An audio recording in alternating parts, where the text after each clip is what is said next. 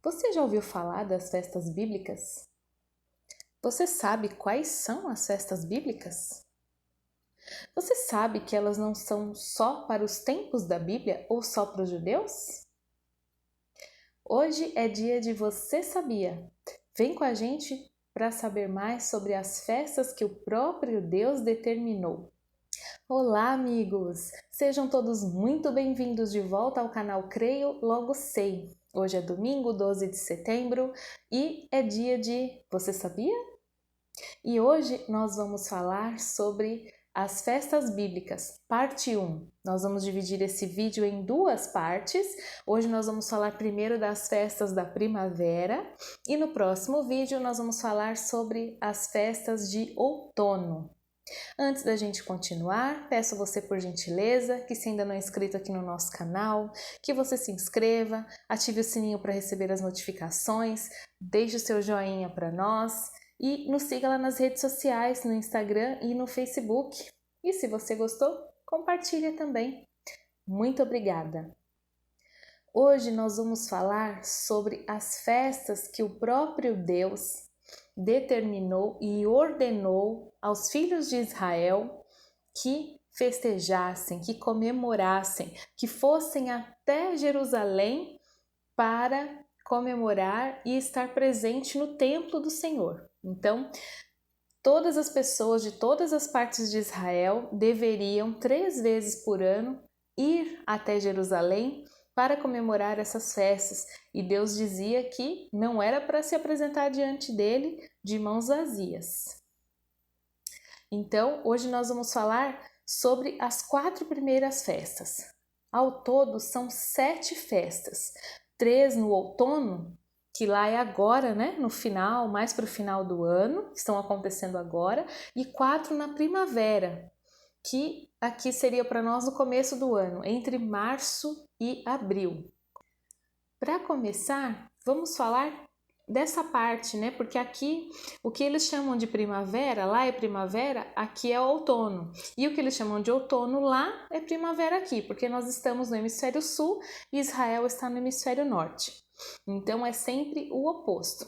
E os meses também não são os mesmos. O calendário judaico é baseado na lua, calendário lunar, e o nosso calendário gregoriano é baseado no sol. Então vou deixar aí uma imagem para vocês verem quais meses do calendário judaico compreendem quais meses do calendário gregoriano. Você pode ver que geralmente um mês judaico compreende um trecho de 2 meses, né? Alguns trechos de 2 meses do nosso calendário aqui gregoriano. Então, queridos, nós podemos até nos perguntar, né? Por que o que importa para nós essas festas que Deus determinou lá no passado, lá na época da lei? Hoje nós não estamos mais na lei, nós estamos debaixo da graça de Jesus Cristo. E por que essas festas interessam para nós? Elas interessam pelo seguinte motivo: os rituais nós não precisamos mais cumprir como Deus ordenou lá na época, né, de Moisés, mas os princípios, esses sim, ainda servem para nós, nós devemos observar até os dias de hoje. Também nós sabemos que tudo que aconteceu no Antigo Testamento é sombra para o Novo, foi um preparo para quando Jesus viesse ao mundo, quando ele veio ao mundo, como aquela passagem que diz, né, que nós já lemos aqui algumas vezes, que vindo, pois, a plenitude dos tempos, Deus enviou o seu Filho, nascido de mulher, nascido debaixo da lei. Então Deus preparou o tempo certinho, desde a chamada de Abraão, a constituição da nação de Israel, a possessão da terra, né? Os reis, os juízes, os reis que vieram, o tempo do cativeiro também, por conta de um juízo que Deus mandou sobre eles, tudo, absolutamente tudo, foi preparado para a vinda do Messias. Então, o Senhor mandou o Senhor Jesus para essa terra no tempo exato, no tempo perfeito. Nós entendemos que tudo feito lá era um reflexo, uma sombra do que Jesus iria fazer, do que Jesus fez. A própria palavra nos diz, né, em Colossenses 2,17 e Hebreus 10:1, que o passado era uma sombra do futuro. Vamos ler? A lei traz apenas uma sombra dos benefícios que hão de vir, e não a sua realidade. Por isso, ela nunca consegue, mediante os mesmos sacrifícios repetidos, ano após ano, aperfeiçoar os que se aproximam para adorar. Colossenses 2,17. Estas coisas são sombras do que haveria de vir. A realidade, porém, encontra-se em Cristo. Amém. Colossenses 2,17 ainda fala exatamente aquilo que nós vamos falar agora. Que tudo que aconteceu lá no Antigo Testamento era sombra para o que haveria de vir com Cristo, e que a realidade foi Cristo quem trouxe. Então, o que nós podemos entender é que as festas, as 7 festas que Deus ordenou lá no passado, Jesus cumpriu ou vai cumprir. Jesus cumpriu à risca inteiramente 4 dessas 7 festas. E agora faltam as outras 3 que ele vai cumprir quando? Quando estiver próximo à sua vinda, quando ele arrebatar a sua igreja e quando ele voltar com poder e grande glória finalmente diante de todos, porque todo olho o verá. E então o Senhor Jesus vai cumprir as 3 festas que faltam. Então, queridos, a gente vê que existe um padrão de Deus realmente, né? Não, nada foi por acaso, as festas não foram instituídas por acaso. Não, as festas, os detalhes, todo o ritual foi instituído e Jesus cumpriu à risca já 4 delas.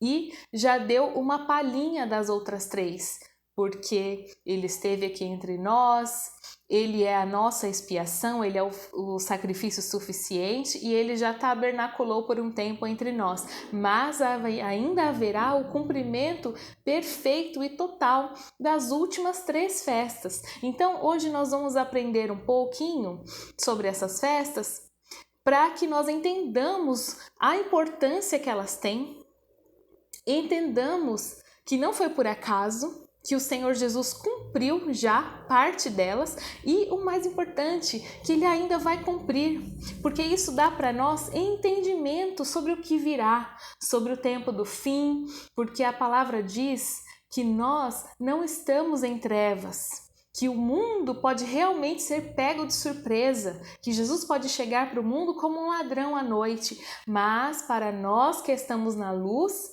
não seremos pegos de surpresa. Por quê? Porque nós temos a palavra, nós temos a instrução do Senhor sobre nós.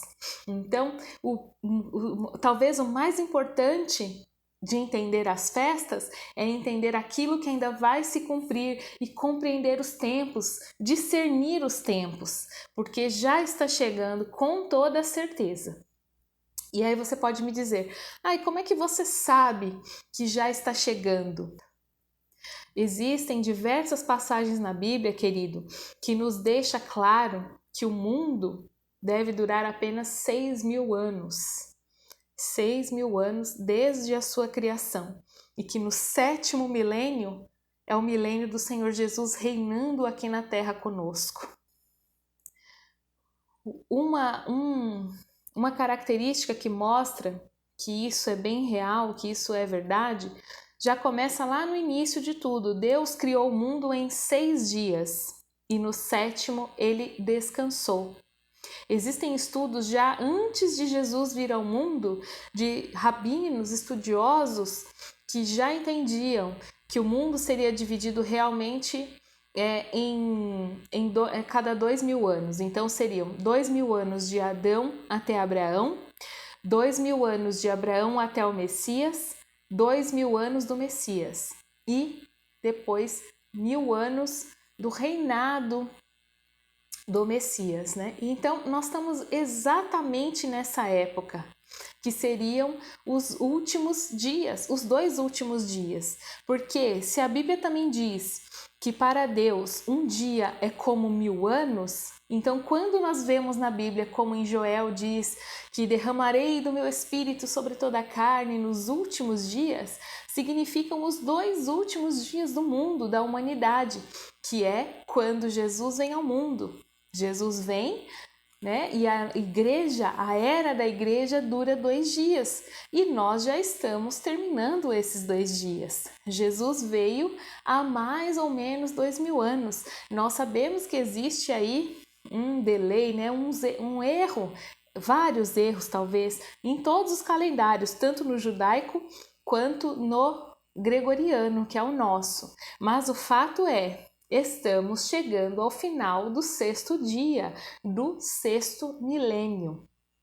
Então, isso significa que o cumprimento das outras 3 festas que nós vamos falar na semana que vem está mais próximo do que a gente imagina. Vamos começar hoje falando das 4 primeiras festas, aquelas que Jesus já cumpriu. Vamos lá? Então, ao todo, são 7 festas. A festa da Páscoa, que os judeus chamam de Pessach, a festa dos pães asmos, que eles chamam de Matzot, a festa das primícias, que eles chamam de Bikurim, e a festa de Pentecostes, que eles chamam de Shavuot. Todas essas festas acontecem em torno da primavera, e todas elas o Senhor Jesus já cumpriu. As outras 3 que faltam são a festa de trombetas, que eles chamam de Yom Teruah ou Rosh Hashanah, que eles chamam de o Ano Novo, é o dia que eles comemoram o ano civil de Israel. A festa de Yom Kippur, que é o dia do perdão, que na Bíblia é a festa da expiação. E por último, a festa de tabernáculos, que eles chamam de Sukkot. Antes de continuarmos, vamos ler Gênesis, capítulo 1, versículo 14, para entendermos uma palavrinha que nós vemos tanto nesse capítulo, nesse versículo, quanto em outros que vão falar destas festas. Disse Deus: haja luminares no firmamento do céu para separar o dia da noite. Sirvam eles de sinais para marcar estações, dias e anos. A palavra estações, como você pode ver aí grifado, no original ela é a palavra moed. E o que ela significa? Ela significa tempo determinado, tempo de Deus. Aqui no português, nós só temos a palavra tempo para designar tempo. Só que tanto no hebraico quanto no grego, nós vemos que existem palavras diferentes para diferenciar aquilo que é o tempo de Deus daquilo que é o nosso tempo. No grego, a palavra kairos determina o que é tempo de Deus e a palavra cronos determina esse tempo que nós vivemos aqui, né? Que existe horários, dias, meses e anos, e que na verdade Deus não se move por esse tempo. Deus está ao mesmo tempo, né, vendo o passado, o presente e o futuro. Deus está além, ele transcende esse nosso tempo. E no hebraico, a palavra para designar esse tempo de Deus, esse tempo determinado por Deus, é a palavra moed. Então, nós entendemos desde já que a palavra moed quer dizer exatamente isso. Olha, eu estou determinando um tempo para as festas, como Deus falou lá no passado, lá em Levíticos com Moisés, mas já dando sinais de que haveria um tempo determinado para o cumprimento daquilo, que é exatamente quando o Senhor Jesus está no mundo e cumpre já essas primeiras 4 festas. Vamos ver um pouquinho então da primeira festa, que é a Páscoa. Nós vemos a ordem dela lá em Levítico 23, versículos 4 e 5. Estas são as festas fixas do Senhor, as reuniões sagradas que vocês proclamarão no tempo devido. A Páscoa do Senhor começa no entardecer do 14º dia do 1º mês. Aí, queridos, nós vamos voltar lá em Êxodo, Porque em Levítico Deus determinou como seriam as festas, quantas seriam, e fez ali um resumo de algumas que ele já tinha determinado lá atrás, que quando o povo estava saindo do Egito. E aí lá em Êxodo 12, Deus dá os detalhes de como deveria ser essa festa. E aí depois nós vamos ver como Jesus cumpriu à risca, certinho, perfeitinho. Vamos ler Êxodo 12, do 3 ao 8? Digam a toda a comunidade de Israel que no 10º dia deste mês todo homem deverá separar um cordeiro ou um cabrito para sua família, um para cada casa. Se uma família for pequena demais para um animal inteiro, deve dividi-lo com seu vizinho mais próximo, conforme o número de pessoas e conforme o que cada um puder comer. O animal escolhido será macho de 1 ano sem defeito e pode ser cordeiro ou cabrito. Guardem-no até o 14º dia do mês, quando toda a comunidade de Israel irá sacrificá-lo ao pôr do sol.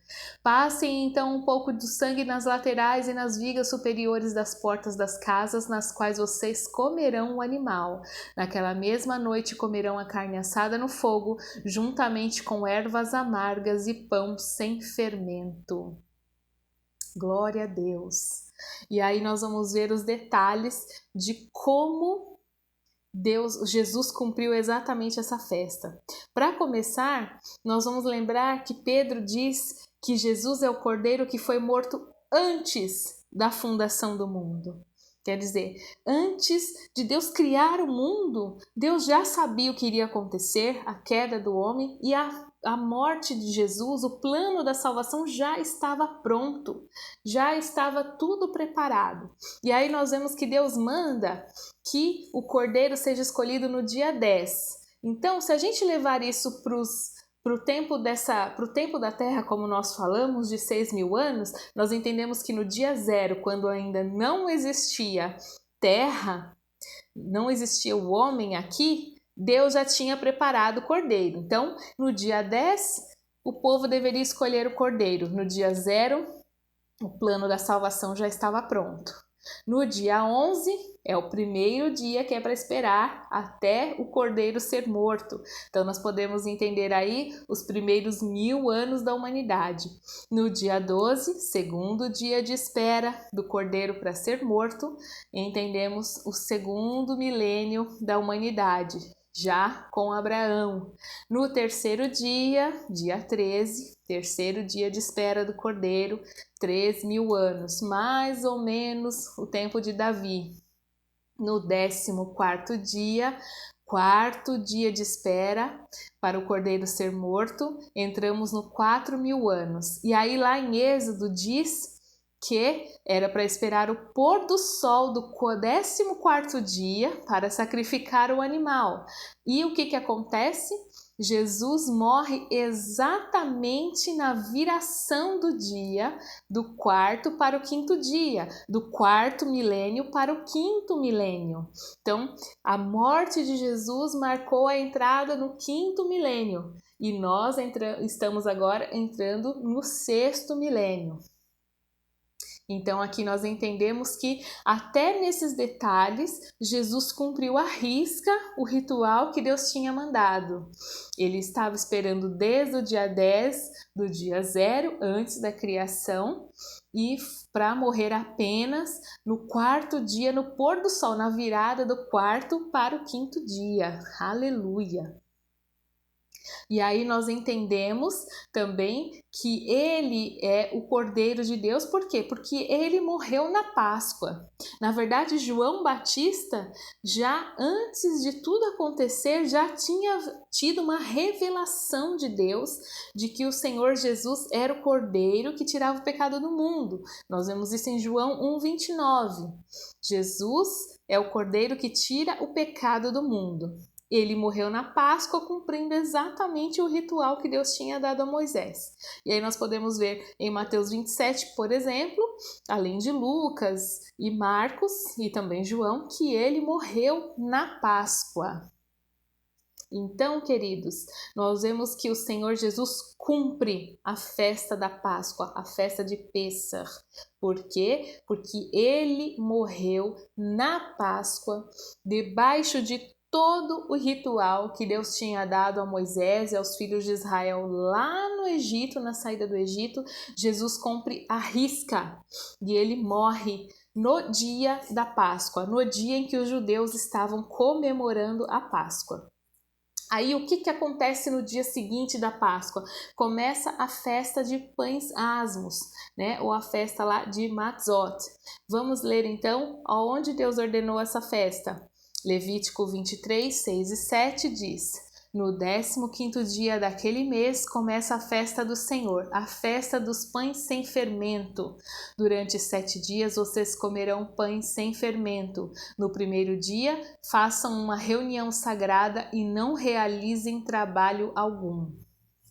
Então, no dia seguinte à Páscoa, começa a festa dos pães sem fermentos. Tanto que até hoje os judeus se preocupam. Uma semana antes de começar a Páscoa, suas casas precisam estar completamente sem nada, nenhum vestígio de nada que tenha fermento. Tanto nas casas quanto nos trabalhos, é preciso fazer uma varredura. Não pode ficar nenhum alimento que contenha fermento. A casa tem que estar purificada. Porque aqui Deus manda que eles passem 7 dias comendo apenas pães sem fermento, que eles chamam de matzah. E aí o que acontece? No ritual da Páscoa, como está entrando já a festa dos pães asmos, eles costumam separar 3 matzah, 3 pães asmos e, vejam só, 3. 1, 2, 3. E aí, o do meio, o segundo pão sem fermento, é quebrado, envolto em um paninho e escondido. E aí é feita até uma brincadeira com as crianças para que se encontre o pão, a matzah, que está quebrada e escondida. E isso acontece no segundo dia, no primeiro dia após a Páscoa, no dia seguinte após a Páscoa. E o que foi que aconteceu com Jesus? Jesus, no primeiro dia da festa de pães asmos, estava onde? Sepultado. Estava morto, sepultado e enrolado em panos e escondido, né? Sepultado, além de estar ferido, quebrado, porque ele foi ferido pelas nossas transgressões. Ele foi torturado, chicoteado, ele sofreu, ele foi, né, ele carregou o peso do nosso pecado e por fim foi crucificado. Então Jesus foi moído pelas nossas transgressões. Então exatamente aquilo que hoje os judeus ainda fazem na cegueira espiritual de quebrar o segundo pão, são 3 pães. 1, 2, 3, Pai, Filho e Espírito Santo. Eles pegam o segundo pão, quebram, enrolam num paninho e escondem para as crianças procurarem. É exatamente o que aconteceu com o Senhor Jesus, que é o pão da vida, o pão que desceu do céu e o pão perfeito, pão sem fermento, porque ele não teve pecado. Estava sepultado, escondido, envolto em panos no primeiro dia da festa de pães asmos. Então nós vemos aqui que Jesus cumpriu já a segunda festa, glória a Deus por isso. Aí vamos para a terceira festa, que é a festa das primícias, que os judeus chamam de Bikurim. Vamos ver onde está a ordenança de Deus para cumprimento dessa festa. Levítico 23, do 9 ao 11. Disse o Senhor a Moisés: diga o seguinte aos israelitas: quando vocês entrarem na terra que lhes dou e fizerem colheita, tragam ao sacerdote um feixe do primeiro cereal que colherem. O sacerdote moverá ritualmente o feixe perante o Senhor, para que seja aceito em favor de vocês. Ele o moverá no dia seguinte ao sábado. Aleluia! Isso lembra alguma coisa a vocês? A festa das primícias acontece em seguida ao primeiro dia da festa de pães asmos. E o que aconteceu? Nesse dia, depois do sábado, No terceiro dia em que Jesus esteve morto, ele ressuscitou. E também nós podemos ver lá em Coríntios que Jesus é a primícia dos que dormem. Vamos ler? Mas de fato, Cristo ressuscitou dentre os mortos, sendo as primícias dentre aqueles que dormiram. Então, queridos, aqui Deus fez com que Jesus fosse as primícias de todos aqueles que ainda hão de ressuscitar. Porque a palavra diz que no abrir e no piscar de olhos todos seremos arrebatados, e aqueles que estiverem mortos ressuscitarão. Então Jesus, assim como ele é as primícias da criação, né? Tudo na criação foi feito por ele, também na nova criação, que é quando a gente recebe a Cristo, aceita Cristo como Senhor e Salvador, ele também é as primícias. Você que recebe a Cristo tem a promessa da ressurreição, como ele diz: quem crer em mim, ainda que morra, viverá. Então, quem é o primeiro a ressuscitar? Quem é o primeiro a vencer a morte? O Senhor Jesus. Então, ele cumpre e arrisca a festa das primícias. E aí fala lá em Levíticos que o sacerdote deveria mover, né? Deveria mover o feixe de trigo, o feixe de cevada, perdão. E assim como Deus manda que o sacerdote levante o feixe de trigo da primeira colheita, né, de cada agricultor, levante e mova ritualmente na presença do Senhor, assim também foi com o Senhor Jesus, que ressuscitou. E aí ele fala para Maria Madalena, uma hora em que ela quer abraçá-lo, né? Não chegue ainda, não se aproxime ainda, não me toque, porque ainda vou para o Pai. Com certeza ali foi o cumprimento do ritual de se mostrar a Deus como as primícias, o primeiro a vencer a morte, e depois dele todos nós iremos também. Aleluia, glória a Deus por isso. O nosso Senhor venceu a morte e ele cumpriu a terceira festa do Senhor, a festa das primícias. E agora vamos para a quarta festa, a última festa da primavera, que é a festa de Pentecostes, que os judeus chamam de Shavuot. Essa festa tem basicamente dois significados. O primeiro é a colheita do trigo. Também é uma festa de primícias, né? Mas para a colheita do trigo. E também tem para os judeus, principalmente nos dias de hoje, eles dão mais importância ao outro significado, que é o recebimento das tábuas que Moisés teve de Deus lá no Sinai, das tábuas da lei.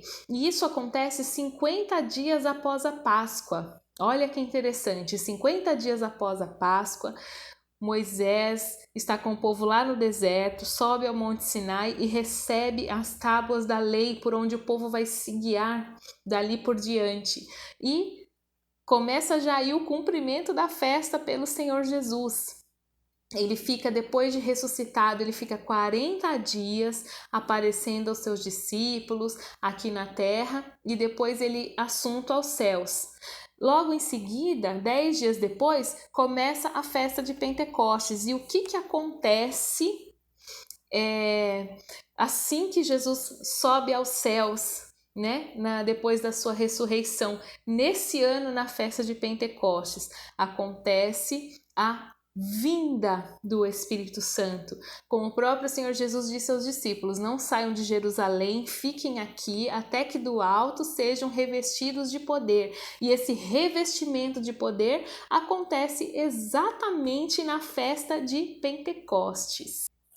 Vamos ver o que Deus diz sobre a festa de Pentecostes lá em Levíticos 23, 15 a 17. A partir do dia seguinte ao sábado, o dia em que vocês trarão o feixe da oferta ritualmente movida, contem 7 semanas completas. Contem 50 dias até um dia depois do 7º sábado, e então apresentem uma oferta de cereal novo ao Senhor. Onde quer que morarem, tragam de casa 2 pães feitos com 2 jarros da melhor farinha, cozidos com fermento, como oferta movida dos primeiros frutos do Senhor.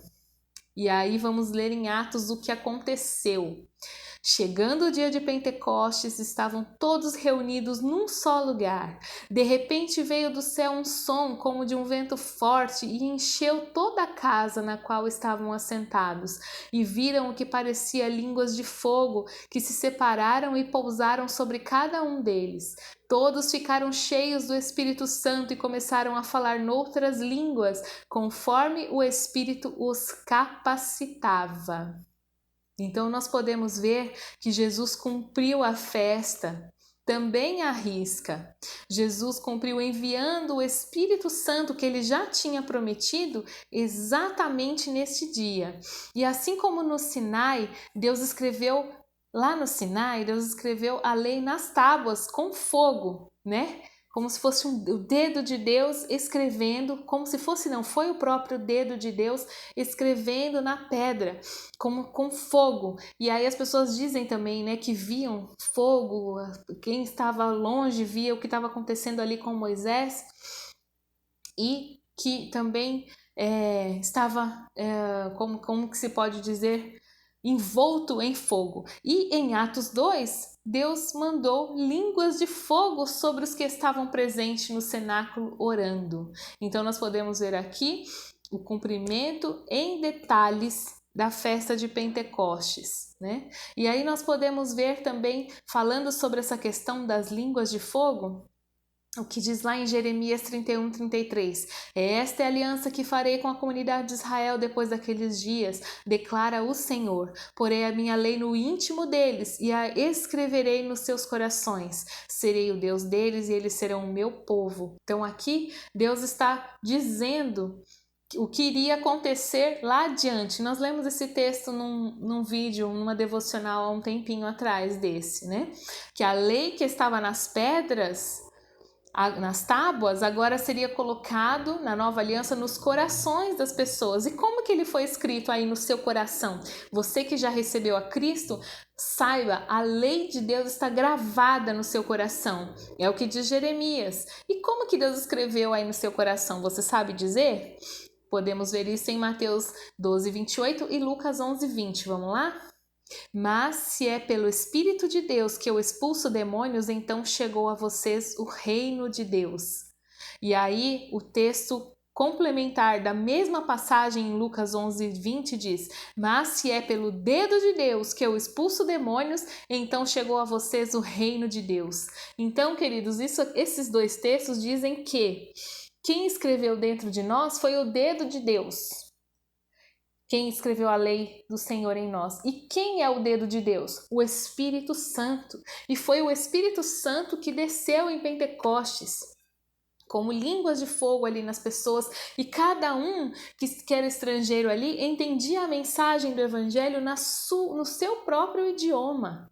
Que coisa tremenda. E depois daquele dia, o Senhor derramou poder. O Espírito Santo habitando nos crentes ali, deu-lhes poder e ousadia para pregar o Evangelho. E aí veio a perseguição sobre Jerusalém e alguns dos apóstolos e os cristãos ali se espalharam pelo mundo e nunca mais a mensagem do Evangelho deixou de ser pregada. Faz 2000 anos, nunca se estagnou, nem debaixo de severa perseguição. Nunca se estagnou. Por quê? Porque o Espírito Santo desceu sobre a igreja. O Espírito Santo está até hoje no nosso meio. O Espírito Santo habita em todo aquele que recebeu a Jesus como Salvador. Se você é crente, se você é cristão, se você se decidiu por Cristo, saiba, o Espírito Santo habita em você. E você precisa ter comunhão com Ele. Eu preciso ter comunhão com Ele. Ele é o nosso consolador, o nosso ajudador, o nosso guia, o nosso mestre. É Ele quem nos faz entender a palavra. É Ele quem nos revela a palavra. É Ele quem nos move até Cristo, que nos leva a adorar a Deus, a Cristo e ao Senhor Deus Pai. É Ele quem faz tudo isso, é Ele quem se move, é Ele quem nos ajuda a ter uma vida melhor, uma vida cristã, cada dia mais parecido com Cristo. Sem o Espírito Santo é impossível. nós tentarmos viver a vida de Cristo. Por isso que a lei era impossível de ser cumprida, porque antes de Jesus, o Espírito Santo não habitava em todo mundo que cria em Deus. Ele habitava em algumas pessoas determinadas para determinados propósitos, como alguns reis, profetas, patriarcas, e não em todo o povo. Mas o Senhor Jesus prometeu, falou: não vou deixar vocês órfãos, eu vou para o Pai sim, porque eu vou morrer e vou para o Pai preparar lugar para vocês, mas eu não vou deixar vocês sozinhos aqui, eu vou mandar o Consolador e ele vai guiar vocês em toda a verdade. E foi na festa de Pentecostes que o Senhor mandou o seu Espírito. E nós não estamos sozinhos, Ele está com a gente 24 horas por dia, 7 dias da semana, 365 dias no ano, durante toda a nossa vida, até o dia em que o crente fecha os olhos nessa terra. Até esse minuto, o Espírito Santo está com ele, aleluia. E ele nos capacita, ele pode nos dar poder, ele pode nos dar ousadia, queridos. Basta que a gente busque ter mais e mais comunhão com Ele. É uma coisa gradual, não é uma coisa que acontece um dia só. No dia em que você, se você é pentecostal, falou em línguas, foi cheio do Espírito Santo e teve uma experiência sobrenatural com Deus, sentiu algo na sua carne até. Ou você que não é pentecostal e entende também que no dia que você recebeu a Jesus Cristo, o Espírito Santo passou a habitar em você? Sim. Mas não é só nesses dias, gente, não é só no dia do batismo, não é só no dia da conversão que o Espírito Santo enche você. É todos os dias nós devemos buscá-lo, buscar a presença dele, buscar comunhão com ele, buscar viver pelo Espírito, como dizem Gálatas, né? Vivam pelo Espírito e de modo nenhum satisfarão os desejos da carne. Nós devemos buscar comunhão com o Espírito Santo que o Senhor Jesus nos presenteou, cumprindo a 4ª e última festa da primavera. Então, queridos, olha só que interessante. Das 7 festas, o Senhor Jesus já cumpriu 4. Faltam 3 para cumprir. E são essas outras 3 festas que nós vamos falar no próximo vídeo, no segundo vídeo dessa série sobre as festas bíblicas. Não despreze o Antigo Testamento, não despreze a lei que estava gravada lá nas pedras, nas tábuas, né, que o povo deveria cumprir para não morrer, hoje está dentro de nós. E nós somos salvos pela graça, sim, pelo Senhor Jesus, que sem nós merecermos se deu por nós, mas isso fez com que aquela lei agora esteja aqui, dentro do seu coração, gravada aí. Amém? Glórias a Deus por isso. E como nós já dissemos no começo, entendendo as festas como as próximas também que ainda não se cumpriram totalmente, nós vamos discernir melhor os tempos e as épocas em que nós estamos vivendo. Então, não perca o nosso vídeo de domingo que vem, se Deus permitir, sobre as últimas 3 festas. Eu gostaria também de dizer que boa parte desse estudo eu aprendi com o pastor Dionei Vieira. Vou deixar mais uma vez aqui o link do canal dele, do blog dele, aqui na descrição.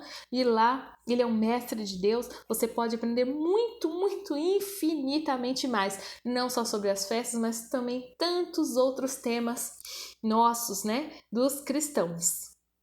E por hoje é só, eu espero que você tenha um ótimo domingo, que o Senhor te abençoe e te guarde, que te ajude a discernir, a entender e a se interessar mais por essas preciosidades do Senhor. E amanhã a gente se vê aqui de volta.